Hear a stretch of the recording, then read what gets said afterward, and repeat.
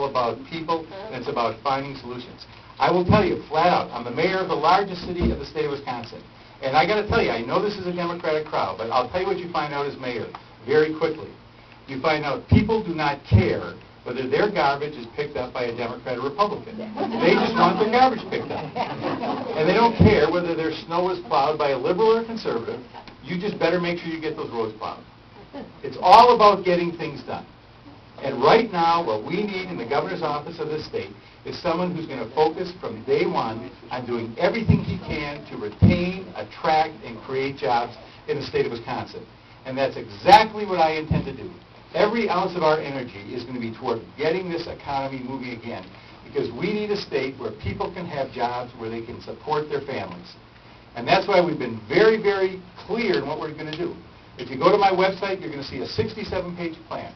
It's on getting this economy moving forward again. It's not platitudes, it's not bumper stickers, it's industry by industry, region by region, what we need to do to create, retain, and attract jobs in this state. What the candidates on the other side are talking about, you could pull out of a 1968 Republican handbook. And as Paul said, nothing changes. Every time the recipe is the same. And we saw what happened when we had 8 years of George Bush leadership in this country. It led us into the biggest recession that we have had since the Depression. But the frustration that people have right now is that we haven't been fast enough to get that car out of the ditch. They drove that car out of the ditch. We cannot let people forget who drove that car into the ditch. That's right. We have more work to do. We have more work to do to get the car out of the ditch. But all they want to do right now is stand next to that car and act as though they didn't drive that car to the ditch. But we all know that they did. And so it's our job, again, to talk about the differences. Now, Paul also talked about the structural deficit we have in Madison. And this is something that is not just occurring in the state of Wisconsin, but it's a serious issue. About 3 or 4 weeks ago, on the cover of Time magazine, there was a generic license plate. Thank God it wasn't the license plate for Wisconsin, but it was a generic license plate and had the letters BNKRPT, bankrupt.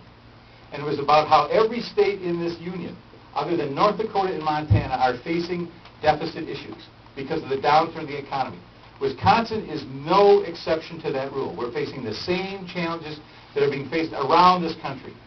But what makes it more challenging here, if people decide that they want to look at these candidates on the other side of the aisle, is here we are with a $2.5, $2.7 billion structural deficit.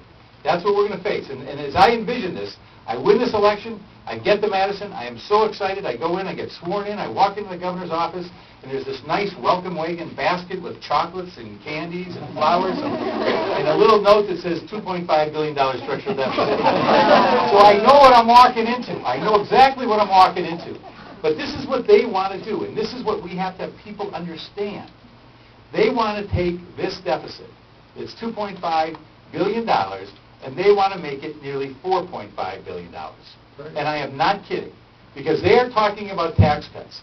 Tax cuts, none of which are directed at working people or the middle class of this state. But they go primarily to the people who are the wealthiest people in the state.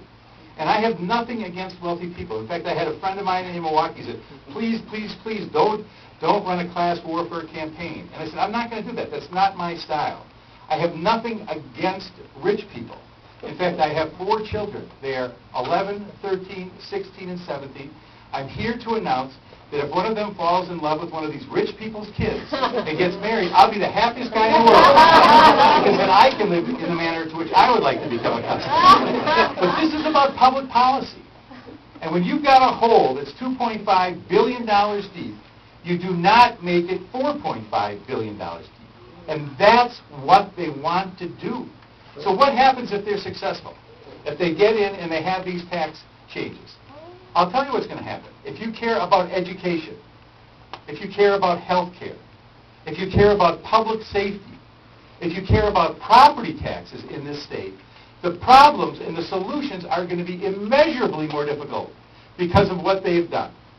This is not the time to go in and give the people who have been best off in this society a tax break right now when it's the middle class and the working people who need the help more than anybody else.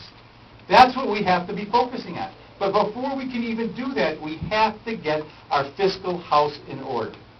And I want to give you a real-world example, because a lot of times people say, well, yeah, it's all these platitudes. It's always about election time. You make these promises. I'm going to share with you, it's going to take me about 2 minutes to share this with you, but it's important. As the mayor of the city of Milwaukee, I was faced with a pension problem in the city of Milwaukee because of the downturn in the stock market. And I had my budget director come to me and say to me, Mr. Mayor, you're going to have to make a $49 million payment to our pension system. First payment that had to be made in 15 years. Now, to put that in perspective, the tax levy for the entire city of Milwaukee is $247 million.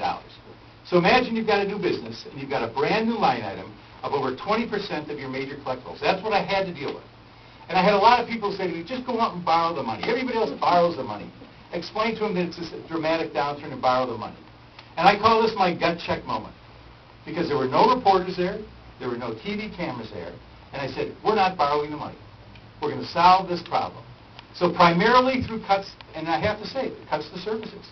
And I hated doing some of the cuts. I hated having cuts that affected the library or the fire department or the police department. But I'm very proud to stand before you and say that our pension system is now funded at 100% and has zero debt. Now, that's not the end of the story, because at approximately the same time,